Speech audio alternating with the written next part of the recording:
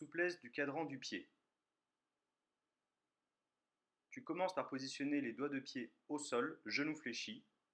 L'objectif est d'avancer le genou le plus possible vers l'avant et de sentir une tension sur la voûte plantaire. On fera la même chose avec cette fois les ongles côté sol. Chacun de ces étirements durera entre 10 et 15 secondes, droite et gauche. Sur cette vue de face, on voit bien la pose des doigts de pied et le genou qui se promène de droite à gauche pour étirer l'ensemble des fléchisseurs des doigts de pied. Lorsque ce sont les ongles qui sont au sol, cela doit tirer sur le dessus du pied.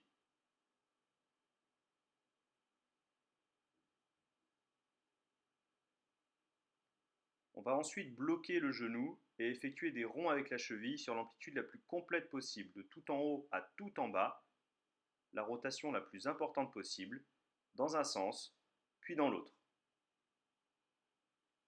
On effectuera une dizaine de tours dans un sens puis l'autre, sur la jambe droite et la jambe gauche.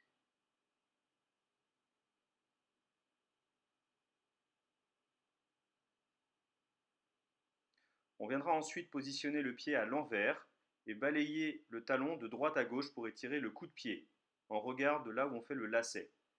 Plus on se penche en arrière au niveau du dos, et plus ça va tirer sur le devant de la jambe. L'objectif est de tenir une quinzaine de secondes, pied droit, pied gauche.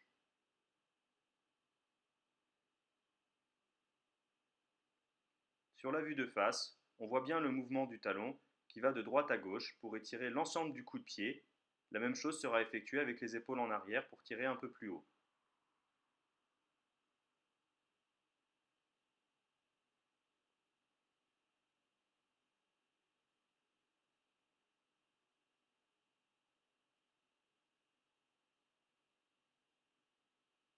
On va ensuite étirer le bas du tendon d'Achille.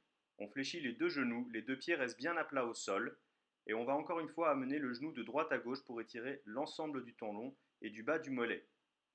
Une quinzaine de secondes. Sur cette vue de face, on voit bien le mouvement du genou de droite à gauche. Encore une fois, 15 secondes, droite et gauche.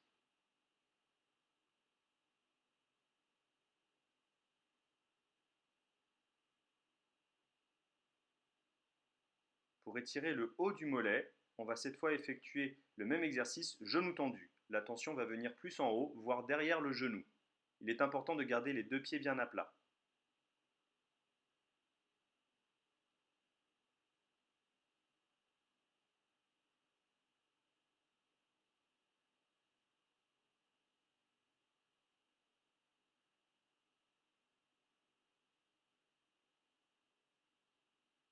Enfin, nous allons travailler la souplesse globale des deux pieds. On ouvre les pointes de pied vers l'extérieur et on se tient avec quelque chose devant pour éviter de basculer.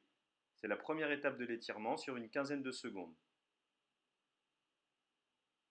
On effectue ensuite le même exercice sans se tenir en avant. Cela avancera au cours du temps avec la souplesse de la cheville entre autres. Enfin, on mettra les deux pointes de pied de face.